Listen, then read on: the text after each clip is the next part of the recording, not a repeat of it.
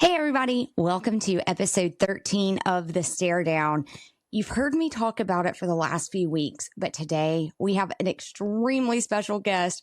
I am so excited for this guest. Finally, people will hear who it is, and I think it's an incredibly important topic that we're going to talk about. So, as always, you know what time it is. Sit back, relax, grab a drink or two, and let's get into the stare down.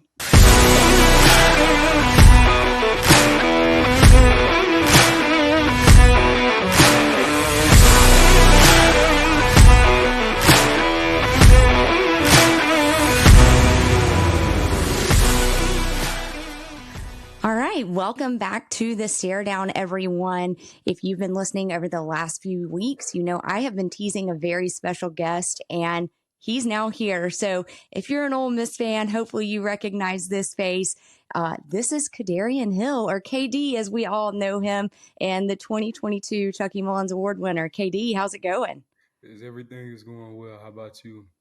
Oh, doing great, man. Just ready to kind of get the rest of this week going so we can go to play some other Bulldogs between the hedges this weekend. Got a lot of cheering to do. Right. Awesome. So, Katie, you know, you and I have talked a little bit, and one of the things that I love about you and your story is that, just like myself, you are a rebel from Bama. So, tell us a little bit about how you ended up at Ole Miss from Eufaula. So Coach Freeze had offered me a scholarship over the phone, and he wanted me to take an unofficial visit to come visit Oxford. And I came down. It was that summer of my junior year, and we went. And one of the first things that I remember was sitting in the team meeting room and watching the Chucky Mullins documentary. And at that moment, I just felt like it was home.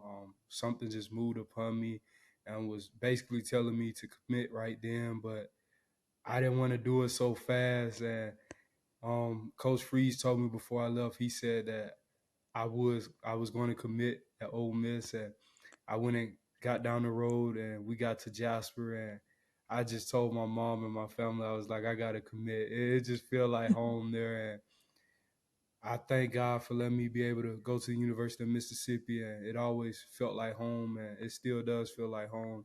And God makes no mistakes. It was truly a blessing to be able to wear number 38 as well. Hey, that's awesome. You know, I always think about Sinquez Golson's quote about, you know, if you don't want to go to Ole Miss, then don't go visit. And I feel like you probably understand that just as well as he does. Yes, wow.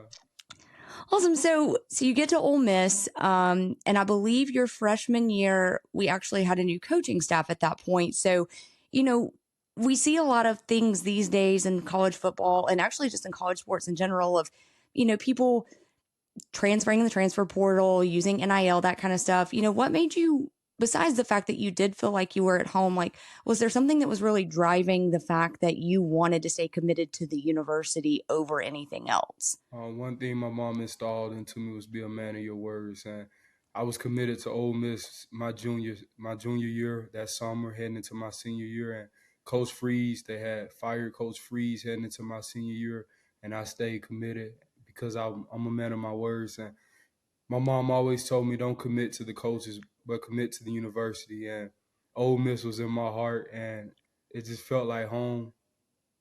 No, that's amazing. And I know that's hard too, I'm sure, because I believe where you're from, it's close to Auburn, and Auburn has a very beautiful campus. So I'm sure it was a little difficult to leave actual home, but hey, I personally am really glad you did. So, you know, what was that like, you know, your first couple of years, especially kind of after everything does happen, you know, you have Matt Luke, who's probably one of the best rebels there ever was. And I still feel like he could probably play a little bit if we ever really needed him to. But You you know can what did that kind of feel like? How did the Oxford community kind of take you in? I'm from a small town. Eufaula isn't that big. 5A high school, so I'm sort of used to being in a small city, country, like being out to myself, and just the friends I met there in Lucky Day. We talk to this day, and they just welcome me in, and we have a strong relationship. And the good friends I met on the team, we still communicate to this day, and it's a brotherhood that will last forever. And the people that is in Oxford as well.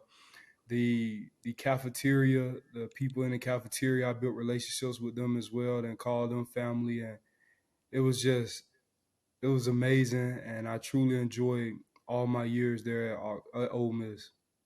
Hey, that's awesome to hear. And I know another family that you are a part of is that Chucky Mullins kind of brotherhood family. I know Chucky's family, Miss Karen and Mr. Carver, they're still around. And then a lot of his old teammates, they just came back a few weeks ago, I believe for the Arkansas game. Creek Mitchell was there. He was the first winner of the Chucky Mullins Award. But, what is that family like? Because not only do you have your Ole Miss family and your teammates, but then you become part of a very special fraternity within Ole Miss by being a Chucky Mullins Award winner. So I feel like we all share something in common. If we want something, we're going to go get it, and we're going to put in the work, and it's not going to be handed to us. And it's just a brotherhood, and if it really feels like family. And I'm forever grateful to wear 38 and to be able to represent that number. And I felt like I represented it well. Yeah, no, I 100% as a fan, you absolutely represented it so well. And I know your mom was very proud of you. We all saw the call where you were trying to not cry. But I mean, you said it like when you took your visit there, you knew that was something you wanted to strive for. And one of the things too that, I've kind of noticed over the last few years is that this new coaching staff, Lane Kiffin's staff, they're doing a very different thing. Normally, the number is awarded after spring drills, but it seems like the last couple of years they've waited until after fall camp is over, so heading kind of right into the start of the season. Do you think that just really drove home that point of you're getting to wear it, and not only have you gone through spring and fall camp and you've emerged as that leader, but they see that you've maybe faced some adversity. Did that kind of have that feeling with it, just a little bit of extra, man, I've really worked hard, but now I can't stop now. To wear 38 is a privilege. You have to put the work in, and it's not just you being a football player, but who are you outside of the football field, or what are you doing in the community? I think it's more than what you do off the field that matters.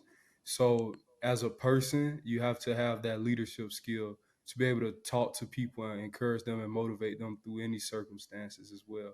But on wearing 38, I love the idea that you get it at the end of fall count because it makes you work harder, and it's something that you have to be about. It's something that it's not bought; it's already in you, and you just have to love the grind. Hey, I love that. I think one of my favorite things, and it's on the statue that everybody touches when they run out of that tunnel, the never quit. And I think, especially for you, I talked about this in one of my early episodes, one of the very first episodes I did. You had just had an accident. So I think that never quits probably, it means a little bit something to you now in a different kind of way. But if you don't mind, tell us a little bit about kind of what did happen with your accident and kind of where that's led you to where you are now. Well, my right leg was amputated below the knee on the scene. I was trapped in the truck almost 5 hours. I was up the entire time, and I just continued to fight through and persevere. And I knew that God had His angels wrapped around me, and He didn't bring me this far to leave me. And I got a video when I was in the hospital. I would document videos while I was in the hospital. And one video I said, I got the heart of a lion. I said, it's in me, and it's bigger than me. And till this day it's still bigger than me because I don't do it for myself. I do it for my son. I do it for my family and my mom. But most of all, I do it to glorify God because He's the one that's given me the strength through all this adversity I've came through, and through adversity I found my destiny in life. Man, I love that whole message. And, I think one of the things about being a rebel, you're going to go do the thing that feels a little impossible. You're going to kind of rebel against the norm, but it's not because you're trying to, be a baddie or anything, but because you know that there is something inside of you that it's waiting to come out. And I love the video that you just did. I think it's probably the same video where Ray Lewis is talking about why is the lion the king of the jungle? And it's, the elephant's technically the largest, the cheetah's the fastest, but what do they not have? And that's the heart. And I think you absolutely got that. So if that's the same video, it gives me chills every time I see it. Yes, I love it. So well, you were working in pro football, kind of that after college type stuff. You have this accident. You know, I know you've stated that, you understand that God has the purpose for your life and that's what you're going to do. How did you work through, kind of those intrusive thoughts of like, but man, I had all of this potential physically, how do you kind of shift that from the physical strength to that mental strength? Do you think football kind of helped with that? this is something that was already. This was already already had me prepared before my accident happened. I've been working on this my whole life as the mental aspect. My mom taking me to church, reading me scriptures, praying every single day. All that did was increase my faith. I have a story that I would never forget with my grandfather when I was 10 years old. And my grandfather died from pancreatic cancer in 2010. And we went fishing one day and we wasn't catching any fish. And I said, Grandfather, you have to have faith the size of a mustard seed. And after I said that, we caught over 10 bass back to back. And in that time of my life, it really opened my eyes with having a faith the size of a mustard seed. And I truly built a personal relationship with God while I was in college with FCA. And it's nothing better than having a personal relationship with Him because He began to show you things. And with Him, you are everything. But without Him, you are nothing.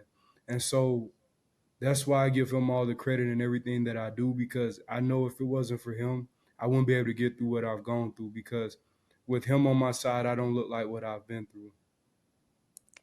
And mm, yeah, it's like that faith of a mustard seed, it's just that never quit. Like, I feel like with you and just a couple of conversations we've had, even if it wasn't football that put you on this stage for people to know your name, I feel like there's just something about you that like people were going to know your name and you were going to always show the world like this is KD Hill. And KD Hill is not just a football player. KD Hill is not just a dad. KD Hill is not just a dog dad either. KD is more than that. And that plan's been laid there. So yeah, I've loved hearing every time we talk, I learned something new, I feel like, but I love that story about you and your grandfather. I know that was really special for you.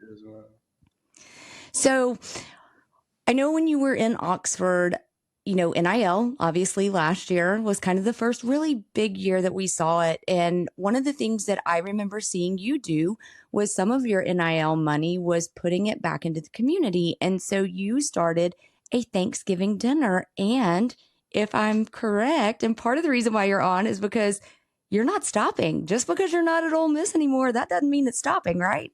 That's right. Like I said in the beginning, one thing my mom taught me growing up was be a man of your words. And that was one thing I told the people at Oxford Housing Authority. This isn't just going to be one time thing. I want to continue to make an impact on the kids' life and watch them grow up to be successful business leaders, doctors, and lawyers one day in life, and maybe one day be a preacher. But most of all, I wanted to continue to impact them and stay in touch with them and let those families know that no matter how far away I am, I'm just a call away and I'll always be there for you. Yeah. And I think you were saying too, like, even when you were in Oxford, you did some work with like the Boys and Girls Club. And so you'd always take them pizza. I'm sure they love that. Like, if nothing else, I'll always remember KD who brought them pizza. Yes, well. That's awesome. So you're having your second annual Chucky Mullins Thanksgiving dinner for the Oxford Housing Authority. It's going to be Monday, November 20th from 5 to 8 p.m. And it's going to be at the Oxford Activity Center, correct? Yes, ma'am. Perfect. And so I know, obviously financially donations always help. So I know you've got a Venmo and a Cash App, correct? Yes, ma'am.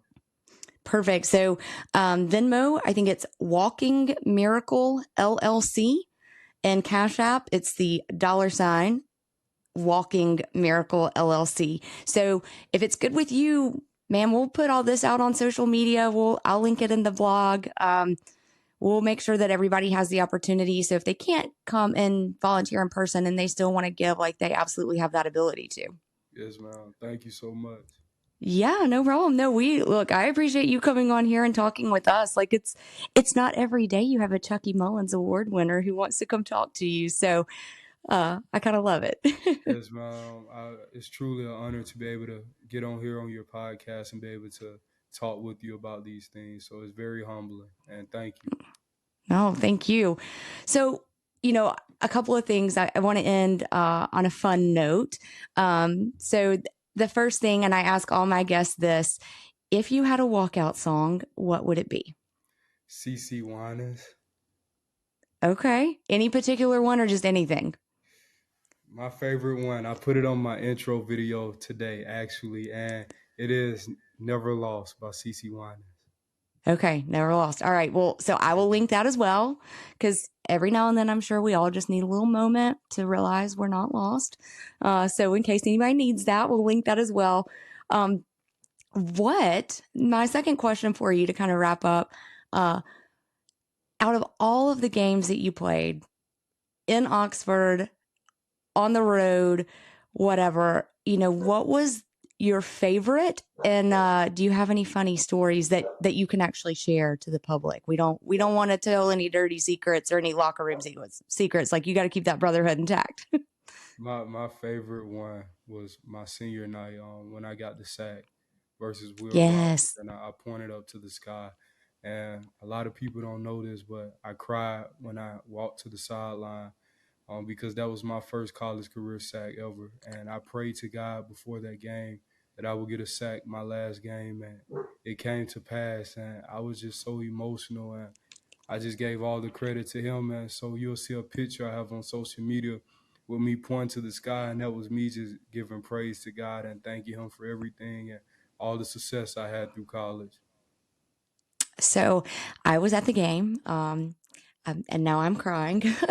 And I remember that play, and I remember looking down at my phone, and I was like, surely that's not his first collegiate sack, but it was, and it was for 14 yards, a loss of 14 yards. Um, yeah, what a game. And that, I think we all coming out of that game, whether you're an Ole Miss fan or a Mississippi State fan, yeah, obviously we wish we had won as Ole Miss fans, but knowing that that was the Pirates' last game to coach, that was hard. So I know that was really special for you, and especially it being your senior night. I think remember seeing your mom. Um, any other family members that were there with you, or My just your both of mom? my grandparents, my grandfather, and my little cousin, my older cousin, and then my little brother as well. Man, I love that. So, I think, one of the things that I really try to talk about on this podcast is that, I think sometimes it's so easy for people who watch games and just see you guys as athletes, but you're more than that. Like you have thoughts and feelings and lives and families and all of these things that we have. And so I love the fact that one of the things that I feel like you consistently have, and it's just part of you, is your family and your relationship with your mom. And now, wanting to be a great dad for your son, which I have no doubt that you will be. And I can't wait to see him hopefully wear a number 38 for the red and blue one day. That's But, right. I think I think that's one of the things, that I really do love about Ole Miss, and we've sort of talked about this, is that it is a family. It doesn't matter, where you come from. If you come from the state of Alabama and you're seen as a traitor back home, no, that doesn't matter because Oxford is a family, Ole Miss is a family, and man, Katie, I'm so glad you're part of that family. So, uh, any last words for our listeners? I'm just excited to finally hopefully get to meet you. I plan on being there for the Thanksgiving dinner and helping serve and meeting you. One of the things that I know that I've seen is you're still working out. Like you're still ripped. You could still probably bench a lot of weight. We'll go with that. So don't crush me if you see me. Be Yes, man. nice, but I feel like it'll be a good hug. So. Yes, man. All right. Well, anything else you want to leave everybody with before we tell them good night for now, and then we'll follow up after the dinner and let them know how it all went. In order to get the things you want in life, you have to go through adversity, but you have to continue to persevere because either you're going through a storm, you done been through a storm, or you're about to go out of a storm. But one thing you can learn through all those is you have to embrace it because that is where you grow. Man, I love it. Like, yeah, you grow. And if you don't grow, then what's the point, right? Yes, ma'am. Awesome. Well, KD, thank you so much for joining us. I have a little portable microphone, so if you see me walking around on the 20th, just say hey to all of our listeners at that point. But I know this probably isn't the last we're going to see of you. Yes, ma'am.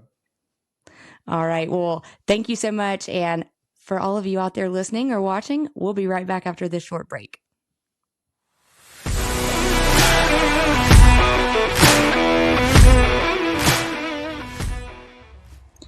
Thank you so much to KD Hill for joining me. I hope you guys realize like what an incredible person he is and all of the stuff that he's been through. You know, you go from achieving the thing that you set your mind out to achieve your before your freshman year, even like while you're still in high school, and you work and you become a fifth year senior in college and you go and you get the Chucky Mullins Award. You know, that's huge. And then you'll see on the blog, we didn't really talk a whole lot about it, but on the blog post, I do kind of go into the fact that he was an undrafted free agent and the Jets invited him to training camp. And then he actually ended up getting drafted by the XFL Guardians in their rookie draft back, I believe, at the end of June of 2023. So obviously just a few months ago. And then to have like all that happen and then for the accident to happen, and you heard him say it like he didn't even cry. Like he knew he was going to be okay. And that is such an incredible testament to his faith. And, you know, no matter what you believe, obviously he has a very strong faith in his Christianity, but you know, just to have faith in anything to that extent, that's so unusual. And so, you know, for him to just be able to go through all of that and still do it with a smile on his face, no tears, you know, I question why a lot. You know, why me? Why am I the one that got to live after chemo and my friends didn't? You know, why was I even diagnosed to begin with? You start going through those things. So I think it's just such a testament to what an incredible person he is. I think we all see now exactly why Coach Kiffin and that staff awarded him the Chucky Mullins Award last year. And I think too, you know, what he's doing in the Oxford community, it just shows that he gets it and he truly understands. And, you know, he preaches his thoughts and his faith. And I kind of feel the same way in that, you know, preaching about how these athletes are human beings and they have these thoughts and feelings and families and trials and tribulations they've gone through. And yet we still expect them to perform every week and do it with a smile on their face. And, you know, not saying that not doing it with a smile on your face is wrong, but, you know, then you look at something like that and us humans, we always compare like, man, he's had it so rough, but in his mind, like, no, that's just his life and he's going to keep going. So KD, thank you so much again. Like I said, I can't wait to see you. Right now, the goal is for me to be there and to help serve and volunteer at the Thanksgiving dinner on the 20th. So you can absolutely go to the blog post, go to any of our social media, and also you can find, you know, his Venmo and the Cash App handles for this. So it'll go to his LLC to help pay for both the Thanksgiving dinner and then also any toy drives that he does for kids. So if you feel compelled to donate, absolutely. All right. So it's been kind of a crazy week. There's been a whole lot of hype with college football, and this time change is still wearing me out. But I do want to talk about a couple of things. And I think it goes along with the theme of the heart of a lion. Caleb Williams, after the loss last weekend, went in the stands, hugged his mom, and then just immediately began sobbing. And after the game, he said, you know, he wanted to just go home and cuddle his dog. And there have been a lot of split opinions. Some people are like, good for him. He's not afraid to cry. He's not afraid to show it. And then there have been some that are like, man, he's really soft. And I think I'm in the camp of good for him. He's showing his emotions and he's showing what he's going through. I don't see it as a bad thing. I don't think he's soft. I think, again, he's a human being with thoughts and feelings and families. And look, we've all been there. Sometimes you just need your mama, right? Like sometimes mama's hugs can just make it better. And when you see them and you just break down, like it just happens. So, you know, I do really appreciate and really respect him for doing that instead of just being like, oh, I'm tough, or, you know, giving some answer about like, oh, no, it doesn't bother me. Like, no, it does. And so, mental health is a huge thing.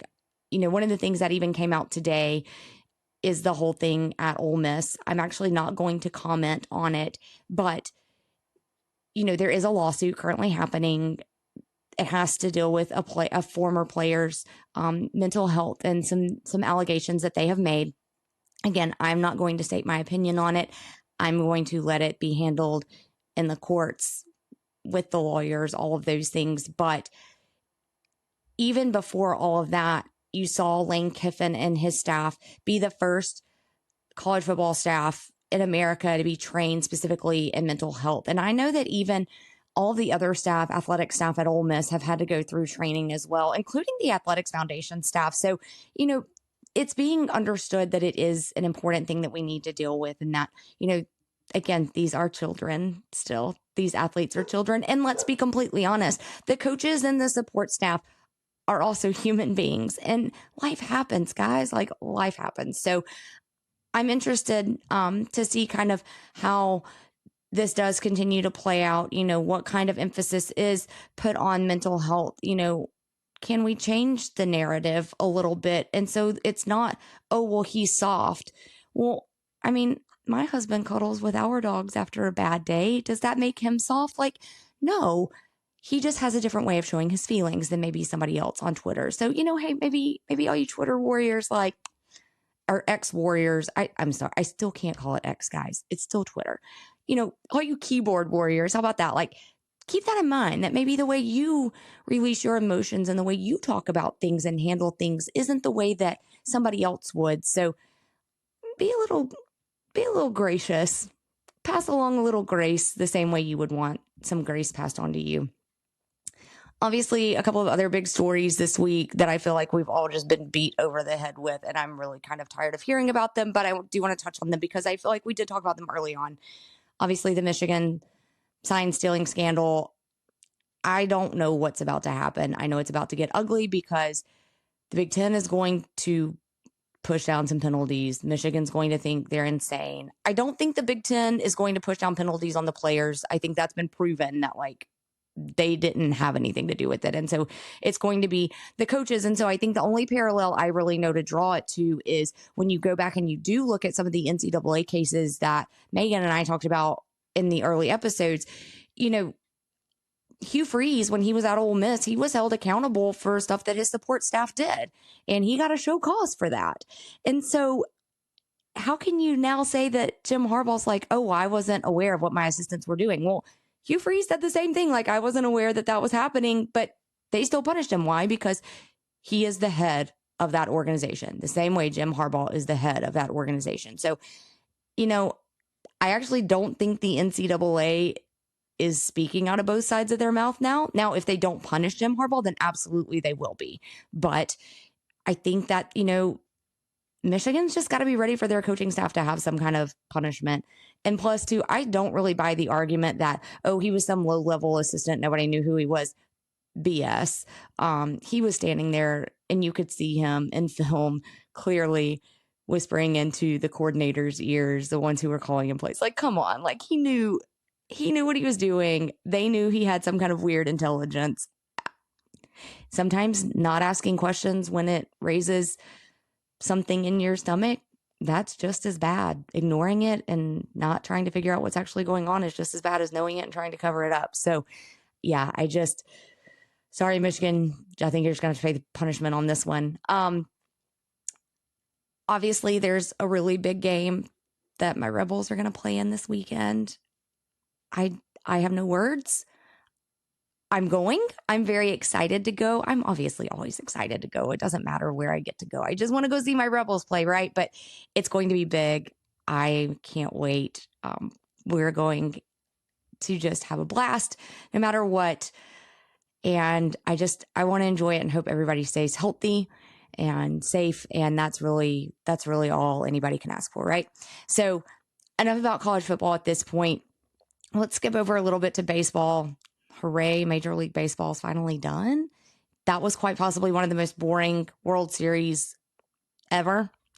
I think even the ratings showed it. In fact, I saw a stat this week that there were more people who watched the NCAA women's basketball finals between Iowa and LSU than watched the World Series on average. So I love that because obviously, like, more people are starting to realize that women's sports are a ton of fun. But, I think too, there's a lot to be said about some of the changes that have taken place in baseball, and maybe they're not as good for baseball as they thought they were going to be. So we'll see what happens next year. That is the beautiful thing about baseball. Whoever gets hot. Tim Elko knows it best. Whoever gets hot. Finally, one of the things that I do want to talk about and wrap up in my Don't Flinch is to all of my Ole Miss fans out here, and actually to any fans of any school that has a women's rifle team.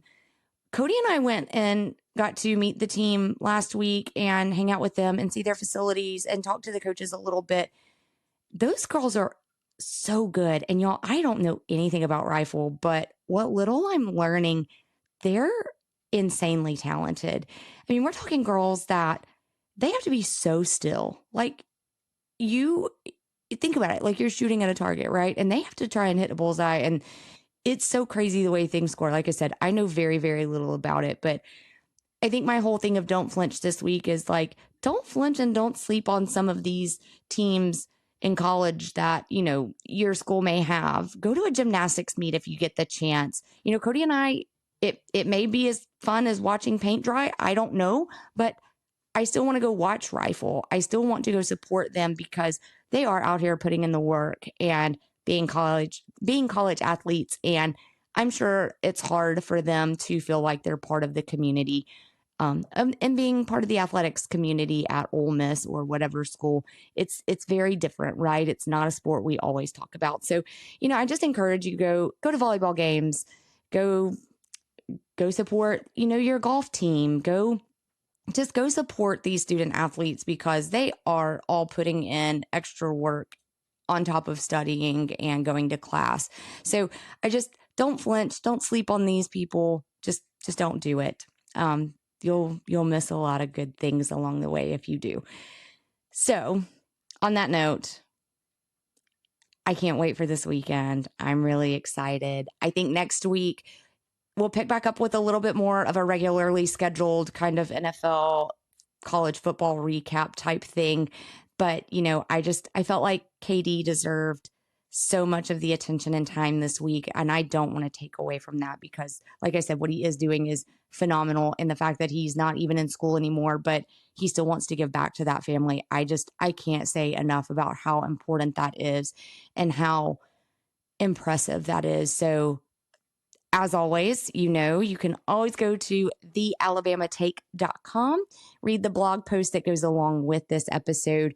You can find the links there you can actually listen to the episode there, but you'll also, in KD's case, you'll also be able to find his Venmo and Cash App info. You'll get to see his walkout song. I went ahead and linked that. You'll also get to see the moment that I talked about a little bit with his mom when he got to call her and tell her he was being named the Chucky Mullins Award winner. So thealabamatake.com, go read the blog post. You can also find us on Instagram at @the_staredown_podcast. You can find us on Facebook just by typing in the stare down. Stare down is one word. You can find us on Twitter at the stare down pod. Send us an email, thestaredownpod@gmail.com. And as always, just come say hi. Come leave messages. Leave a 5-star review. Wherever you listen to your podcast, leave me a 5-star review. Share it with your friends. Share it with your family. Share it with anybody. I don't care. Coworkers. Just let's change this narrative, right? That's why I started out with this, was to tell stories like KD's and to tell stories like the rifle team and to support these people who are doing things. And so share it. Without it, we're never going to be able to change the narrative. So just share it with whomever. And on that note, you know what time it is. It's time to sit back, relax, grab a drink or two, and listen to the stare down. Hotty toddy, y'all. Let's go beat those dogs. Have a good weekend. Bye.